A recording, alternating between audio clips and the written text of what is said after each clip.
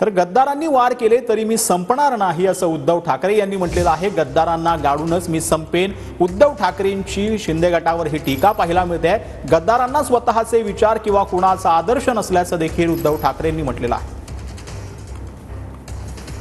तुम्ही शिवसैनिक आहात तोपर्यंत मी शिवसेना प्रमुख आहे। तेच मी सांगतोय की जोपर्यंत तुम्ही शिवसैनिक आहात तोपर्यंत मी तुमचा पक्ष प्रमुख आहे। गद्दारांनी वार केले तर उद्धव ठाकरे संपणार नाही, गद्दारांना गाडूनच मी संपेन।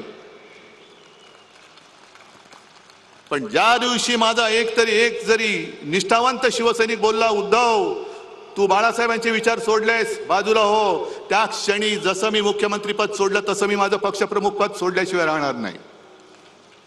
वांद्र्याला तिकडे गद्दारांचा मेळावा सुरू आहे। आपली ही सभा झाल्यानंतर ते राजकारणातले बाडगे आणि गद्दार चिरकणार तर आहेत, कारण त्यांचं कामच ते। एकतर काही स्वतःचे विचार नाही, आदर्श नाही। फक्त मला त्या गद्दाराने एक सांगायचे की अरे तुम्हाला कळते का तुम्ही काय करताय? तुमच्या हातात चाकू देऊन या महाराष्ट्राच्या मातेचा तुमच्याकडनं वध करतायत, महाराष्ट्राच्या अस्मितेचा वध करतायत, कळते तुम्हाला?